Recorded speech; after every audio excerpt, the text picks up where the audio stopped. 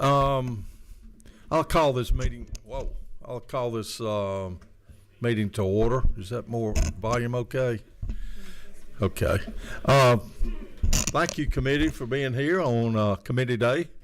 We're fast approaching crossover tomorrow, so we've got some other business that came back to us. Some bills that, as Anna said, just keep on giving.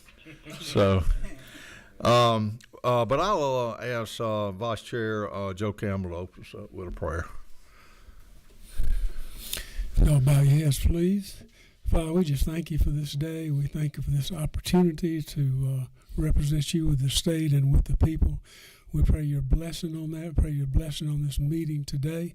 Pray that we follow you in all the way that you lead us. In Jesus' name, amen. Thank you, Joe. Before we get into HB 947, I want to ask Secretary David Hulson, what number are you? 25. To say a few words. I've seen some red jackets around this building this morning. Thank you, Mr. Chairman. Yes, if y'all around the Capitol today, we got the Georgia Young Farmers Association in here visiting today. Like I said, it's a great organization representing agriculture around the state. I had the fortunate opportunity to serve on the state board, get to know a lot of these folks around the state. So please take time to just to have some good conversation and a handshake with them, and as we all do, support agriculture. But I'd also, Mr. Chairman, if you allow me, Representative Howard and I, we're fortunate today to have a guest with us. It's our Carroll County District 5 Commissioner Ben Hicks. Back here, he like I said, he's the one with the cowboy cap on. So like I said, I appreciate him being here with us today also. Thank you, Mr. Chairman. Well, thank you. I see my young farmer from Crawford County, Dale Baxley, over there in the corner. Thank you. And he brought a group from Crawford County and Middle Georgia, a brand new young farmer from Bibb County was here early. I don't know if he's here. There he is. Thank you. And doing a great job there. Representative Osteen.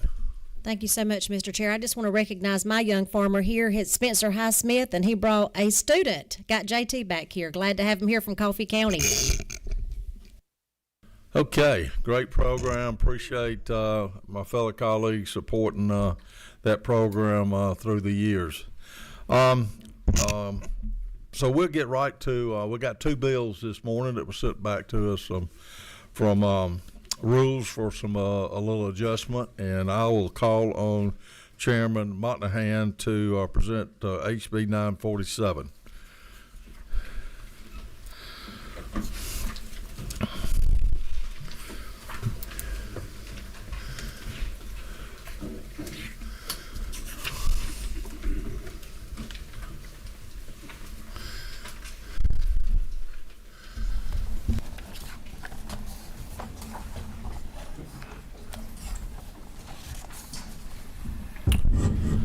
Well, thank you, Mr. Chairman. Thank you, members.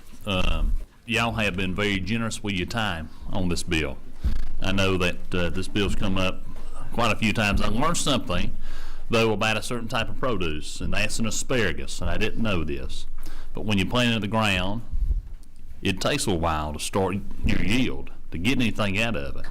But then it just keeps popping on up. So we may have to just name this the asparagus bill after a while.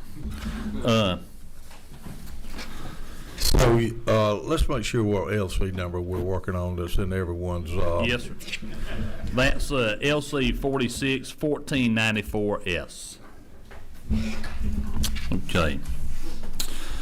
So, Mr. Chairman, committee members, we've been walking through this bill, I think, several times, and I think everybody understands both the impetus of the bill, the summary, the major parts and pieces and functions of this bill.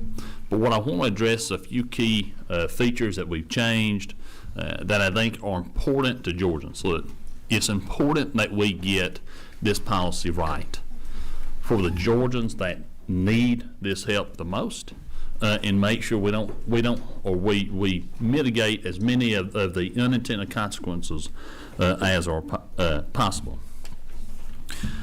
I want to take you first to the number one. This is section 49.423.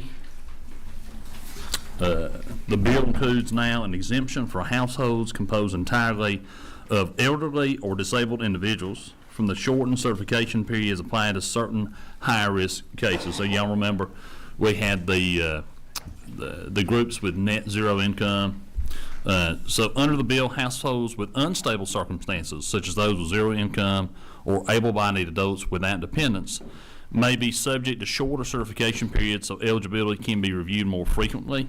However, households where all adult members who are elderly or disabled typically receive stable income sources such as Social Security or disability benefits. And because their circumstances rarely change, the legislation exempts those households from the shortened recertification cycle. That is under 49.423, and I can find the line if you'd like.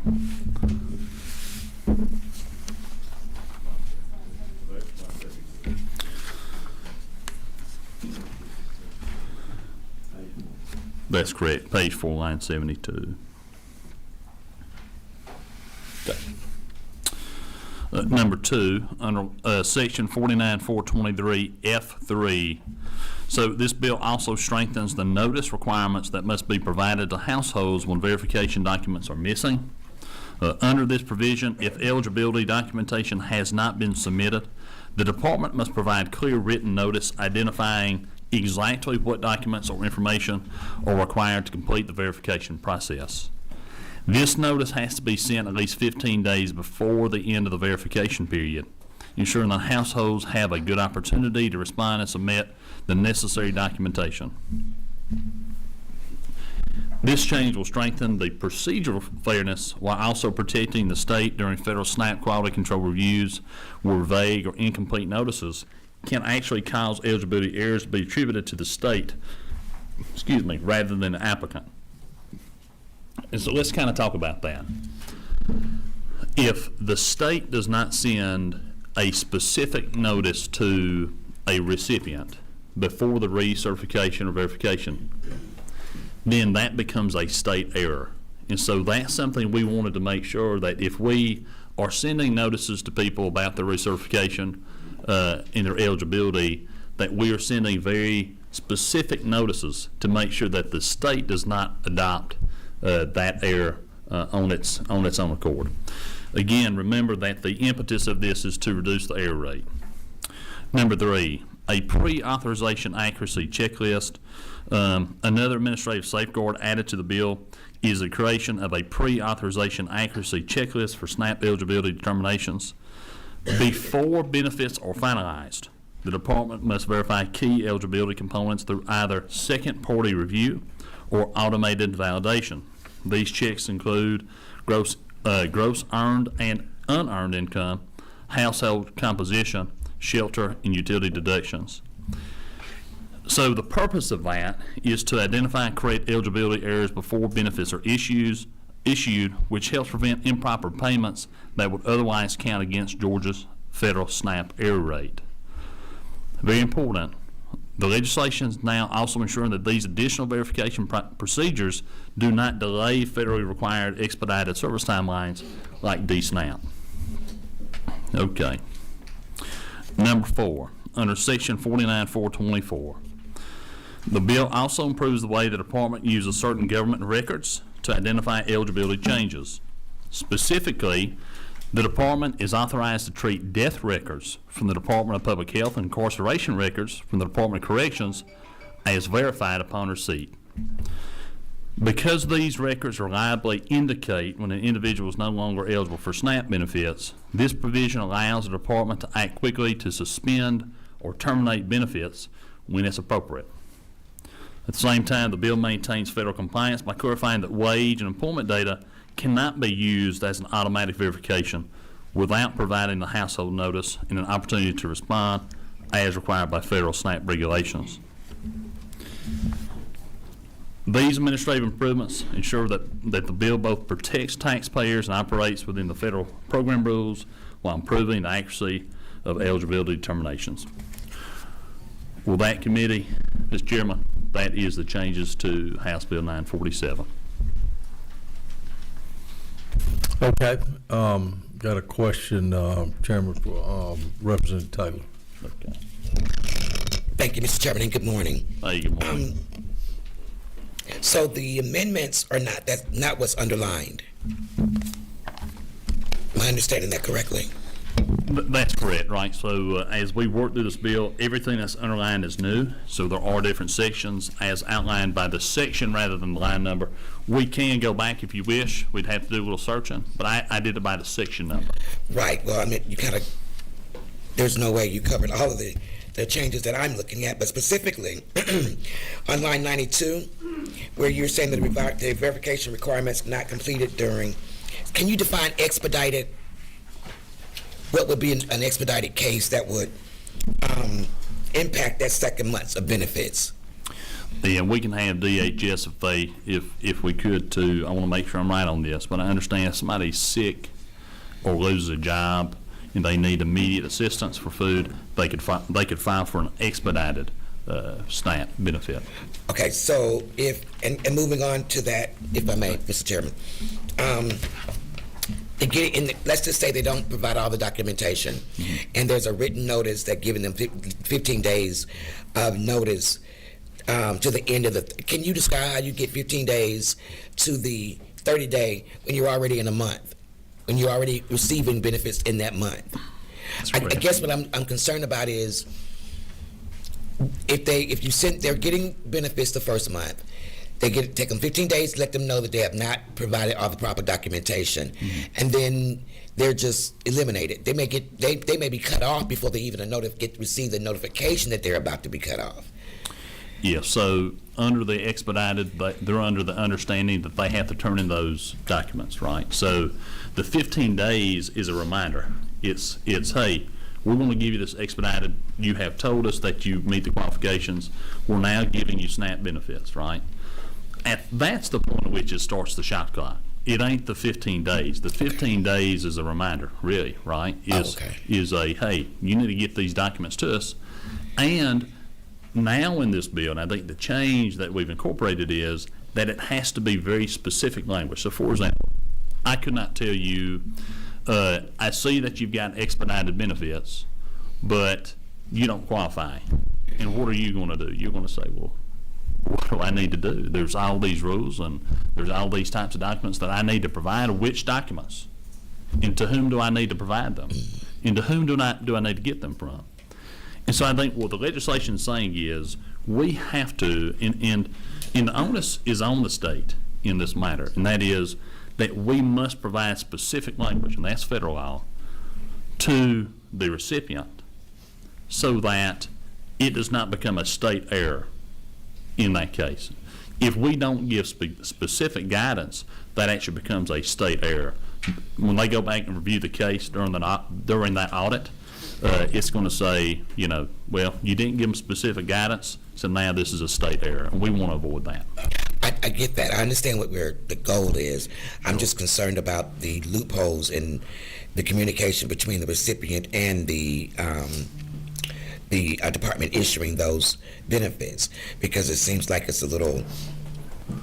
I want to clarify. Just on the expedited, but I'm fine. Yeah. It's just in that expedited situation. Again, I would say that it is incumbent upon the recipient at the time of application to provide that information. This is a bit of latitude that's given to that recipient so that we can both give them the benefits that they have, that they're duly entitled to, but at the same time recognizing that we do have to have this information at such time. Here's the reality. If we give an expedited benefit and we can't verify that information, it's going to create an error rate. And again, I want to kind of ground everybody in some truth, and that is, if we continue to have high error rates, it's going to impact the SNAP program. So we can move and we can try to adjust this, that, and try to see where we can move the suspenders on this bill. But at the end of the day, rules are rules. And if we don't abide by them, it's going to impact the SNAP program. And we just cannot afford that for Georgia families. What happens to that recipient if they cannot verify that information? They've received 2 months of benefits. Well, under this bill, if they do not verify those documents, if they're already given that leniency to say we're going to give you expedited benefits and they don't verify them, they're not going to be able to get second month's benefits. But there are no penalties, no, will they have to repay or? Not that Okay. I know of. No, ma'am. Thank you, Mr. Chairman. Okay, we got a couple more questions, and we'll move on. Representative Willis. Thank you, Mr. Chairman. Good morning, Rep. Montahan. Good I morning. just have a few questions. Sure Thank thing. you for the continued effort to improve this bill. We know how critical this is for the state of Georgia and whom these benefits impact. And we kind of rushed through the changes. I see the lines. I have specific questions Sure. regarding the asset test. Is that language still included in this bill? And if so, could you point me to it? Let's see, the asset test, I believe you're talking about broad-based categorical eligibility. Is Yes, that sir. correct? Okay. Yes, sir. So broad-based categorical eligibility is no longer admitted under the SNAP program. It is a very large part of our state's error rate. The reason for that is if right now I'm getting eligibility through another category, whether that be TAMP or whether that be WIC, we're finding that the folks who are applying to those programs, in a lot of cases, not all, but in a lot of cases, are not otherwise eligible for SNAP. They just aren't. And so what ends up happening is that becomes a state error. Now, as to the asset test, the assets are, the first two vehicles are exempt. So if it's a vehicle that's used as a primary way to get to and from work, it's totally exempt from this. That's under current DHS rules today, and that is also reflected here in the policy. And follow up, if I may, Mr. Chairman. So, in plain speak, the asset test still exists within this bill? For Yes? 3 or more vehicles. 3 or more vehicles? Yes, so if I have a third vehicle that's not, 3 or more vehicles, that's right. So if I have a vehicle that's used for work, if my spouse has a vehicle that's used for work, Yes, sir. those are exempt. If I have a third vehicle, for example, I have a vehicle, my wife has a vehicle. Yes, I also have an 84 El Camino. yes. Under SNAP rules, I could not have my 84 El Camino. It's got a ZZ4 350 high output motor in it. It's got a Corvette transmission and a locker rear end. Not permissible under SNAP rules. Understood. My constituents don't have that souped up El Camino, but many of them that need these benefits live in housing where multiple people live in the home, and there are more than 2 or 3 vehicles that are utilized to get to work, not an additional appreciating asset of a collectible vehicle. That's one of my concerns. And then lastly, from me, and thank you for entertaining me, the requirement for verification of citizenship and birth certificates, is that still in the bill? And if so, could you point me to that? The verification of birth Yes, sir. certificates? Yes, sir. And what was the other question? I'm sorry. That was it. Representative Camp. 217? Okay. 217. Yeah, so those are federal guidelines. We've got to make sure that we are verifying the information that's necessary to make a person eligible. So the rules as to the eligibility are broadly set by the federal government. Yes. All we're doing is verifying that eligibility on the state level. If we don't, and they are not eligible, and we allow them to be on SNAP, it goes to the error rate. That error rate is going to impact SNAP families, of which I was one growing up. As a child recipient of SNAP food stamps back then, it's going to impact those families. And I'll just simply say that Georgia cannot afford to have those impacts on our SNAP families. I received that. My last question, and thank you so much, and thank you, Mr. Sure, Chairman. absolutely. Is, so there are federal guidelines right now that do this citizenship verification, correct? That's correct. Is that accurate? There's 2, I think, categories. I think it is both Cuban and Haitian immigrants during a certain time period.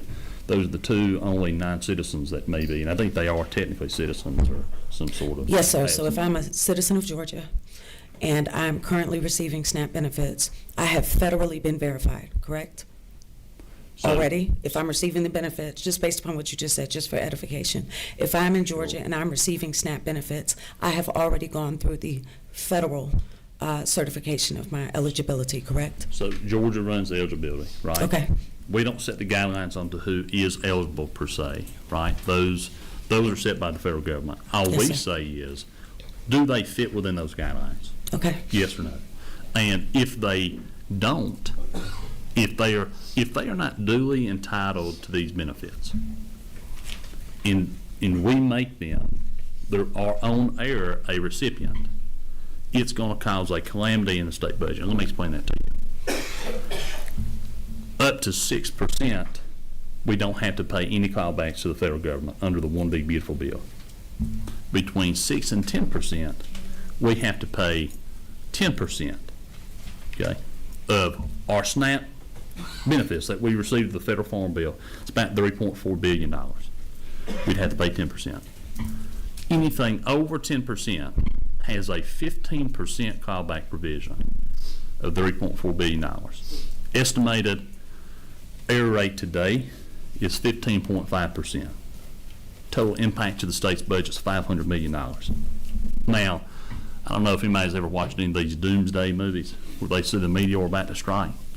Yes. We see it in the sky, and the skyscrapers have started to get impacted by the small meteoroids that are just starting to hit the ground. That's where we are. There's about to be a great wave that crashes over the state of Georgia and our budget, and it's going to impact SNAP families. It's going to impact the state budget, and it's something that we simply cannot afford. I thank you for the clarification. My concern is that line let's- 217 is U.S. citizenship, the lines 90 is citizenship or immigration status. And I just have constituents in my district that are elders. They may not be able to put their hands on their birth certificate. You know, my grandmother wasn't even given a birth certificate. It was written in the Bible. So those are my concerns. Thank you. Thank you, Mr. Chairman. Just respond if I may. That is, there are processes to make sure that you can get a birth certificate here in the state of Georgia. Those are not contemplated in this bill, but there are those services available here in the state of Georgia. I would recommend that if you have a constituent, that you refer them to the vital records in your county so they can get a certified copy of that record. Okay, Representative Camp. Thank you so much, Mr. Chairman, and thank you, Chairman Montahan, for bringing this bill. I attended a conference in November where this was discussed in depth, the SNAP impact on states. Fine. My question for you is, does this bill satisfy what would be required federally to keep us in compliance so we are not dinged in the Farm Bill and for SNAP benefits? Yeah, the lady knows what she speaks. This is an important issue that must be contemplated and passed as soon as possible. Okay, Mr. Chairman, at the appropriate time, I'd like to make a motion. Okay, hold that motion just for one or two more questions from the committee. Representative Carter, if you could ask one question, and then if anybody else has got something directly related. We've heard this bill a couple of times. So Representative Carter. Chairman, thank you, sir, for continuing to work on this. I don't really feel like you answered her question.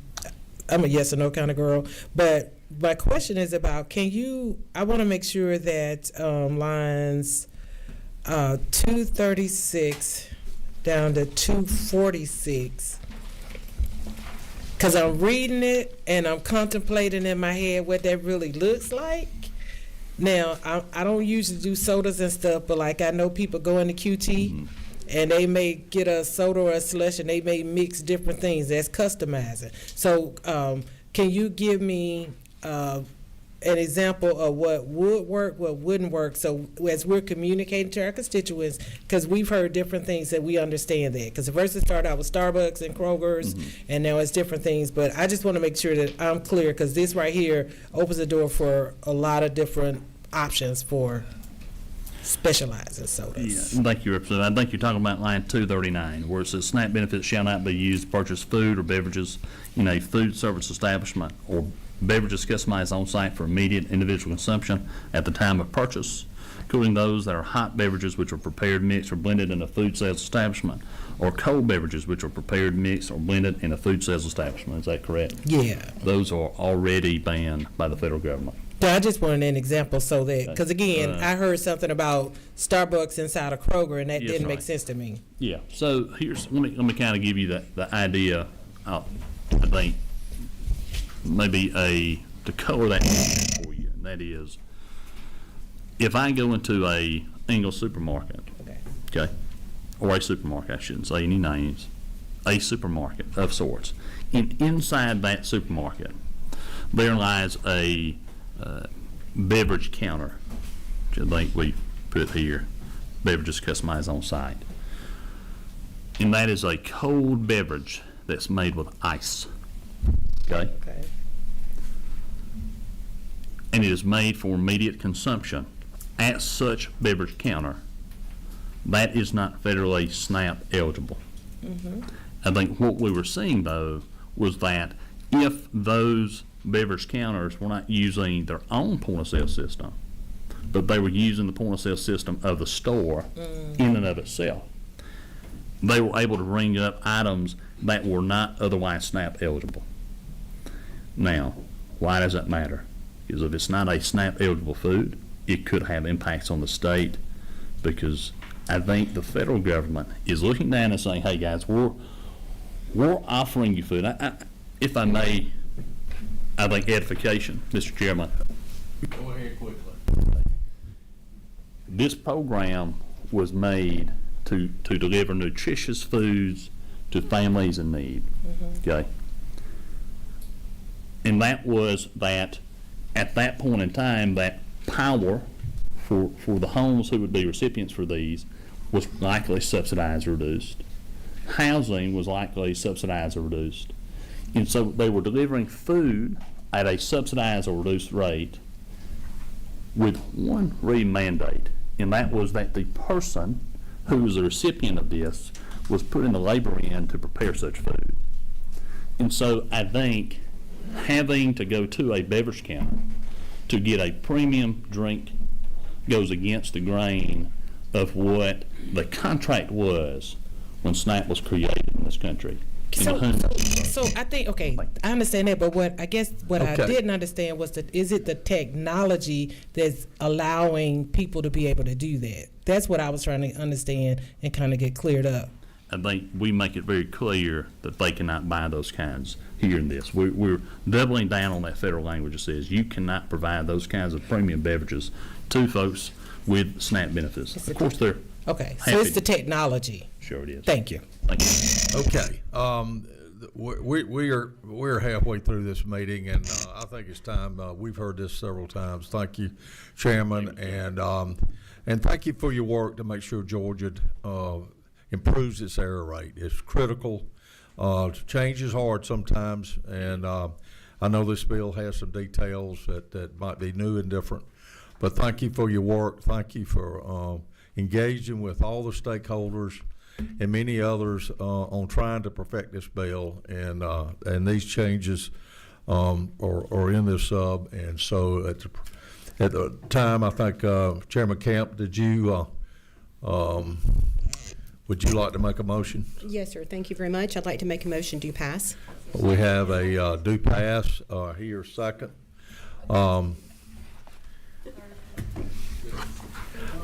Any other discussion or comments from the committee? Hearing none, all in favor of do pass of HB 947, signify by raising your right hand. Opposed? 2, 3. Bill does pass. Thank you, Chairman. Thank you, Mr. Chairman. Moves back to rules, and good luck tomorrow. Does rules meet today? Yes, sir, they do.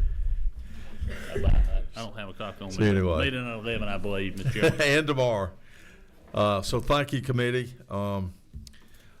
This time we have one more bill. I'd like to ask my great interns that's here with us this year, Owen, to pass out committee sub for for HB 1224. Representative Barrett, you want to come to the table, Mike? We'll get these passed out.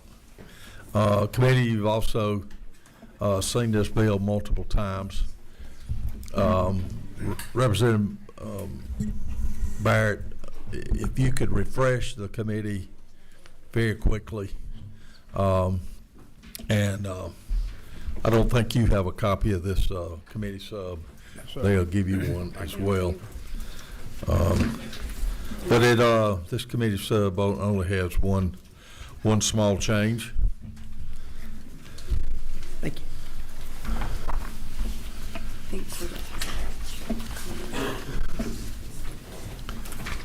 Okay. Has everybody got a copy of LC 443509S? Our consumer. I see a question from Chairman Corbett. Thank you, Mr. Chairman. I'd like to call the question.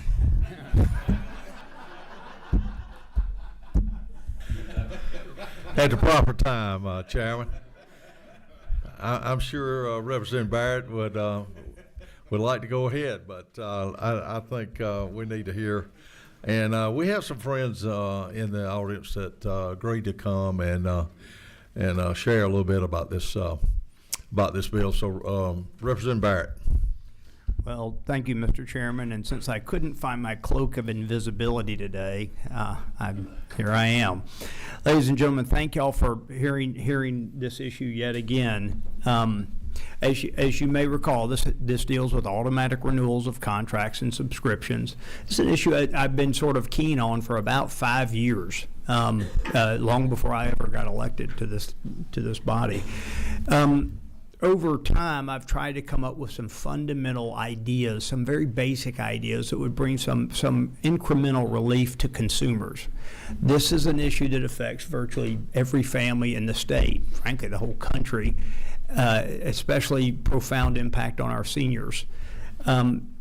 What we have tried to do is come up, when you get a subscription or you sign into a long-term contract, frequently there's language out there that lets them simply set you up for an automatic renewal. You think you're buying something for a year, for example, but you're signing up for an automatic renewal, and they can simply notify you via email that you've got a renewal coming up and your price can increase. Maybe it doesn't increase, maybe it does, and they notify you via email. And if you don't see the email, you kind of get caught up in that, and you're on the hook for the next term.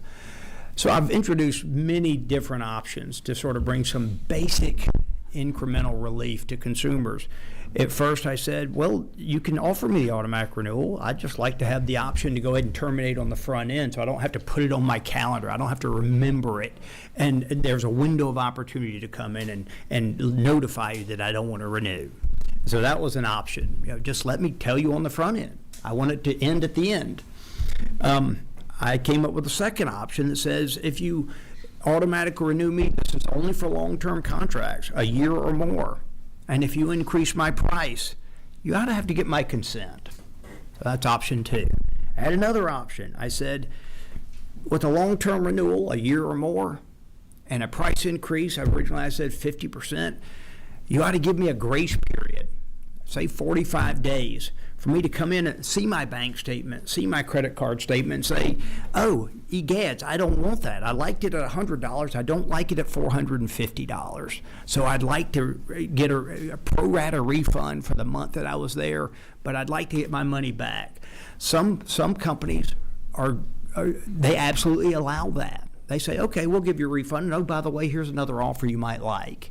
And they have the opportunity to resell me. It's really about opting in versus opting out, taking the onus off of you and your family, or your 86-year-old grandmother who's not paying attention to these things. This has happened to me a lot.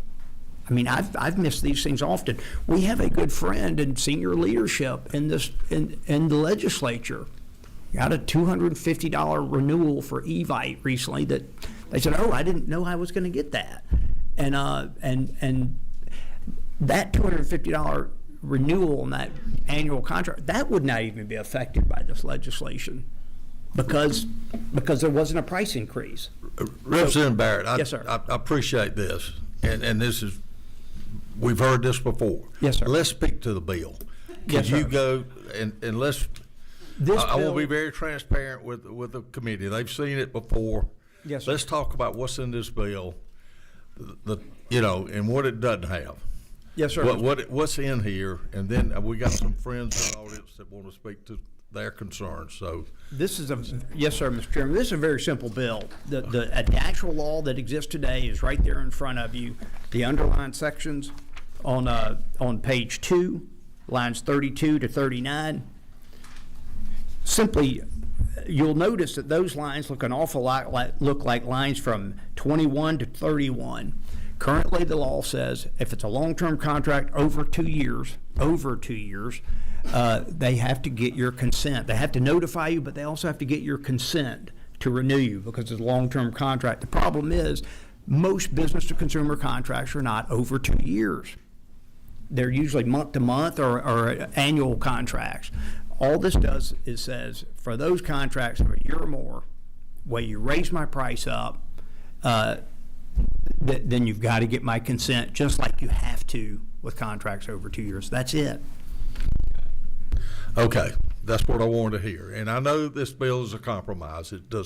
It's a first step in helping our consumers out here, and in the intent to try to keep this bill moving. Since it was sent back, line 33 was changed to 50 instead of 25 as it left here, just to be frank to the committee, as y'all know this.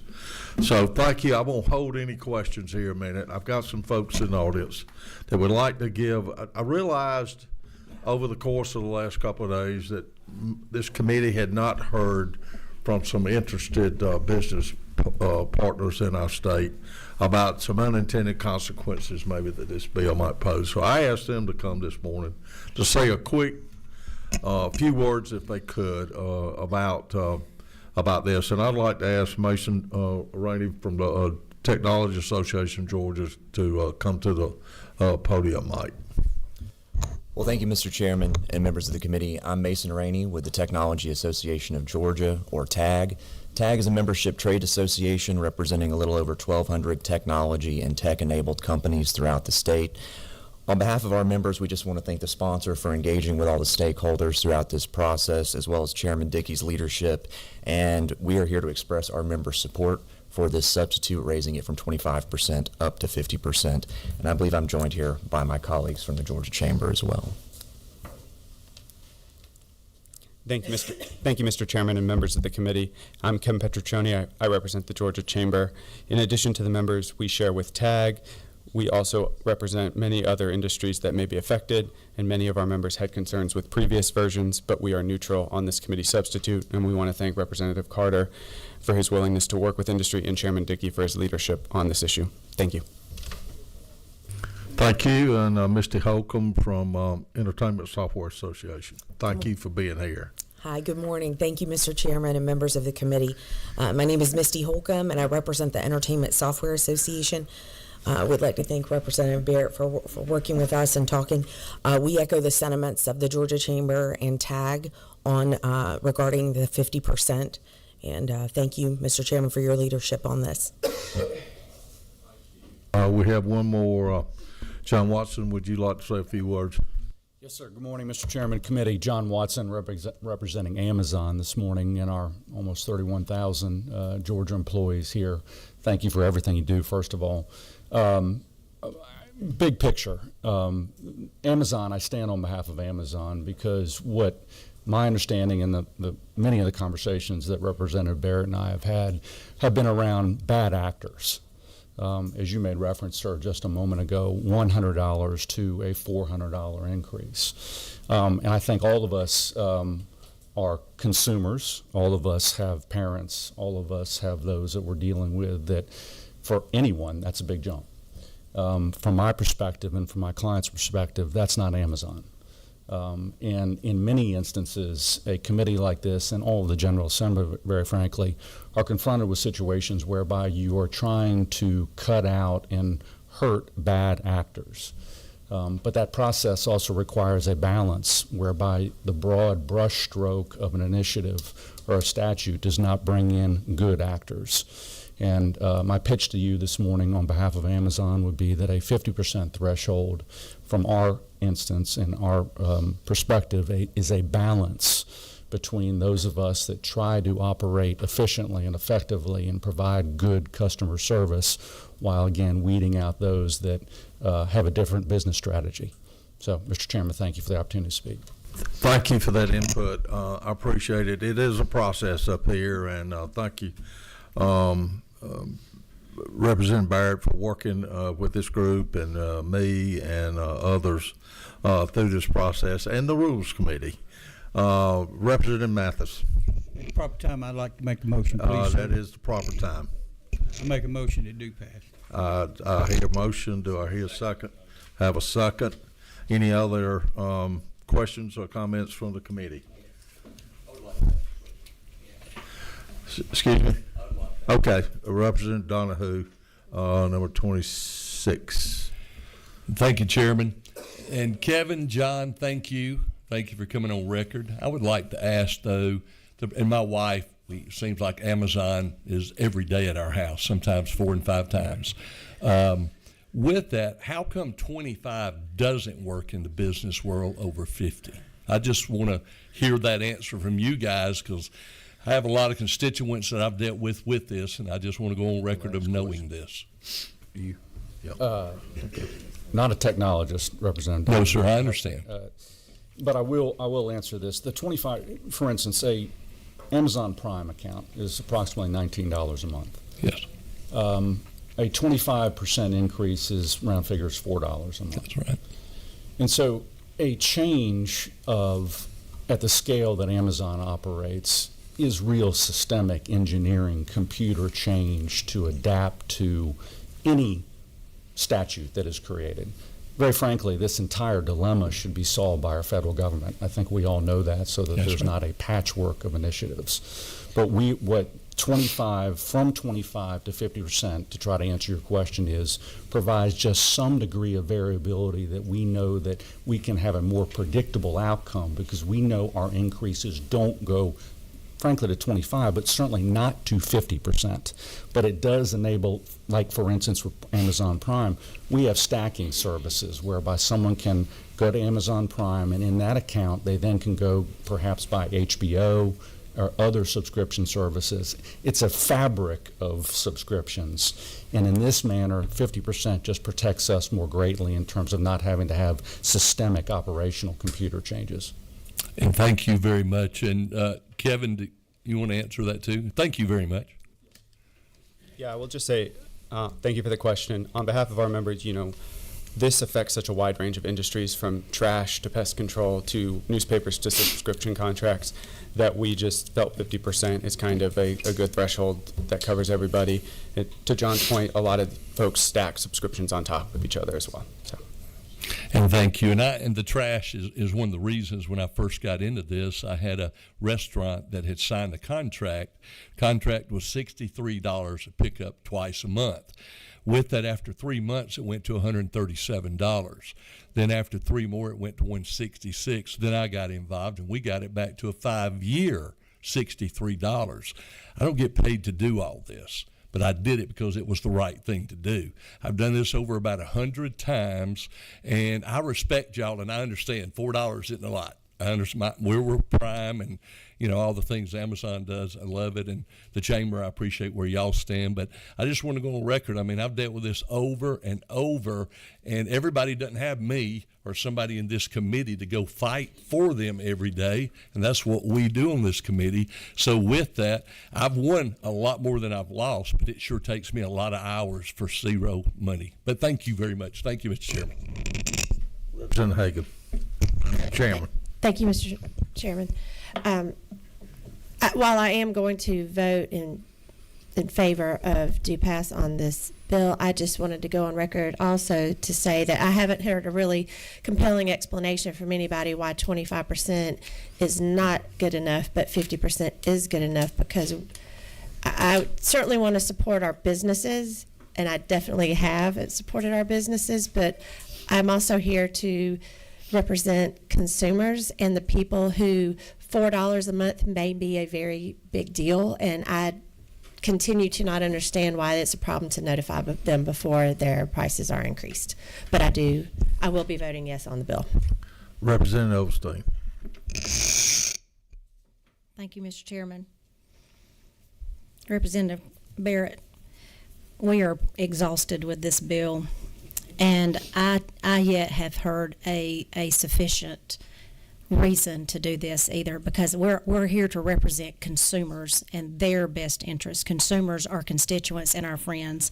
And as I keep saying, when I signed up for something, I did not mean for them to have access to my debit card to charge me whatever they want to every time a renewal comes, a 50% here and a 50%. Every year there's a 50% increase. I'm going to support the bill, but I hope we can figure something else out. Thank you. Chairman Jaspers. Yeah, thank you, Mr. Chairman. I guess to the bill sponsor, and the people, we are a pro-business state, and I don't think anybody voting against this bill should be deemed as anti-business. I think they do, as maybe as Chairman Hagan said, pro-consumer. But it's not true that going to 50% will still allow the bad actors to increase these fees at 49% with reckless abandon, with no regard. Mr. Chairman, that's absolutely correct, and that's likely what will happen. I have no better answer for you than that. Well, I'd like to move on to a vote right now. I think it's time. I think most folks have made it known through multiple meetings here. I appreciate the support and the patience of this committee and the process that we're in here right before. Representative Withers, would you like to say something shortly? One question. I would, and thank you, Mr. Chairman. We are here for consumer affairs. I want to thank my colleague, Rep. Barrett, for his work on this issue. I have senior parents. We are all caregivers for others. $4 may seem minimal to a Goliath, but when it connects to overdraft fees and when it connects to more financial hurdles for an individual that's on a fixed income, I don't believe that the concerns of the big business supersede the concerns of our constituents and the consumers of this state, and I'd like to go on record as saying that. I appreciate your efforts toward this. 25% makes a major difference for the majority of Georgians. We do not sit on this committee anti-business. We do not sit on this committee anti-big business. We sit on this committee pro-consumer, and that is what we are here to represent. So I will be voting for this bill, but 50% to protect big business interests and give them a sweet spot, I think is an abomination. Thank you, Mr. Chairman. Thank you for those comments. Subcommittee Chairman Cox. Thank you, Chairman. Representative Barrett, what's the name of this committee? Agriculture and Consumer Affairs. Thank you. And how many times have we heard this bill? Subcommittee once, committee 3 times. And how many times have we had anybody against the 25%? None. None. Do you know how much roughly the revenue is in the state per year on subscriptions? I can only estimate based on my personal things. I probably spend $3,000 a year on subscriptions. Okay, so the ones I know about. So last night I ran some numbers. Exactly. So last night I ran some numbers, and then this morning I slept on everything, and I'm supporting the bill. Because we've got to do something. But I forgot to add in numbers with businesses in the state and their subscriptions. We're talking close to $30 billion a year. 25% gets us at 37.5, 50% is 45 billion. Each vote that's getting ready to be done here is a $20 million vote that you're each voting on. And I will tell you this, in the districts you represent, this could account for $2.5 million in your community, the district you represent, in increases from 25 to 50. But the question I've got here, because this is agriculture and consumer affairs, are there subscriptions on produce? No, sir. Not that I'm aware of. I guess there's someone out there who's probably willing to sell you some oranges every month. Actually, there is. Actually, there is. So let me tell you this. When we're dealing with large businesses, we're going to lose consumer confidence because we're taking advantage of people that already are struggling with property tax. This could help alleviate property tax costs. But you know who else is going to hurt? The farmers in Georgia, because it will be subscriptions to produce that's being produced outside this state and outside this country that will be coming into here. Y'all keep that in mind, because this is also agriculture. Thank you. Mr. Chairman, I would say that this bill is designed to protect consumers, not to hurt consumers. So I certainly understand the opportunity cost of not going lower, but this is a consumer protection bill, which is why it's in consumer affairs. And let me be perfectly clear, I've been screaming to try to be a champion for consumers and seniors since the minute I got to this body. Okay, time for a vote. All in favor, send this bill back to rules. To pass, signify by saying aye. Opposed? Motion passes. Thank you, Chairman Barrett. Thank you, Mr. Chairman. And back to rules. Thank you, ladies Thank and you, gentlemen. committee. Appreciate you being here this morning.